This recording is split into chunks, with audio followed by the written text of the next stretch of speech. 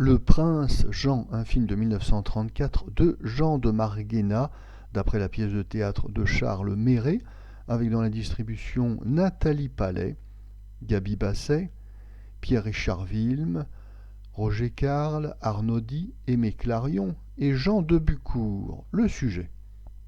À la suite d'une querelle avec son père, le prince Jean, c'est-à-dire Pierre-Richard Wilm, s'est engagé à la Légion étrangère.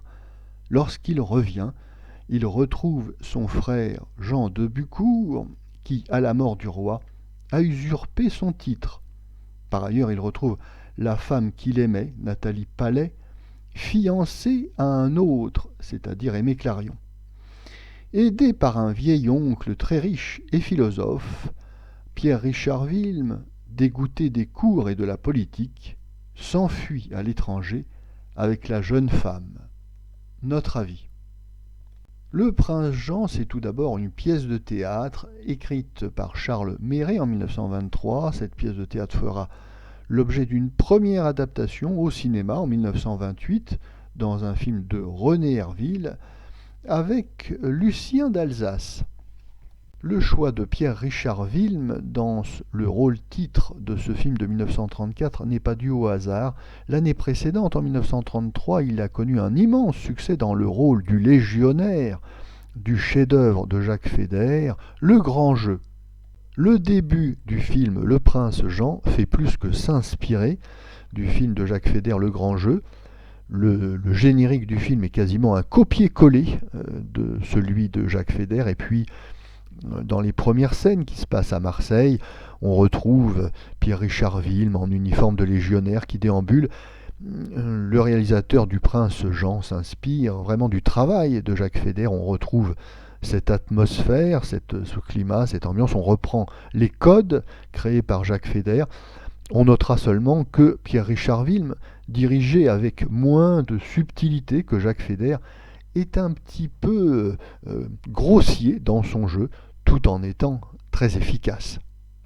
Mais cet hommage, si l'on peut dire, au travail de Jacques Fédère sera de courte durée, car très vite le film va reprendre les rails du mélodrame conventionnel qu'il est en réalité.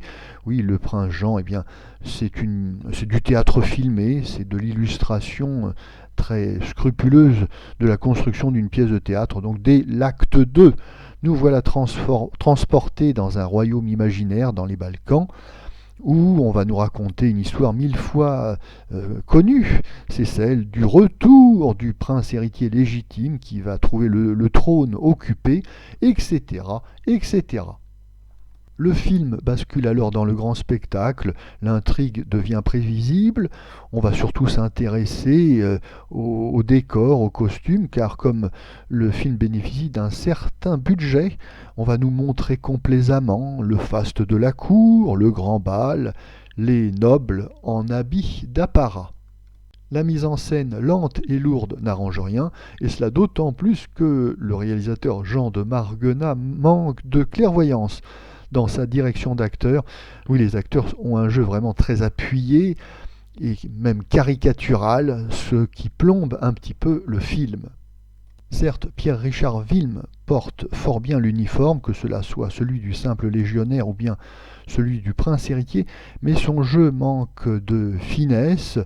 Heureusement, il obtiendra l'indulgence du spectateur, surtout d'ailleurs des spectatrices, car Pierre-Richard Wilm, eh bien, c'est un jeune premier impeccable et surtout très photogénique.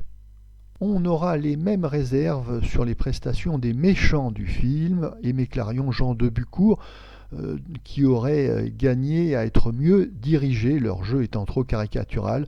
En réalité, c'est leur partenaire féminine, Nathalie Palais, qui est la bonne surprise du film, bien que cela ne soit pas justement une vraie actrice, mais authentique aristocrate russe, c'est une princesse de sang. Eh bien, Nathalie Palais est tout à fait à l'aise dans ce jeu et joue, ma foi, d'une manière très naturelle.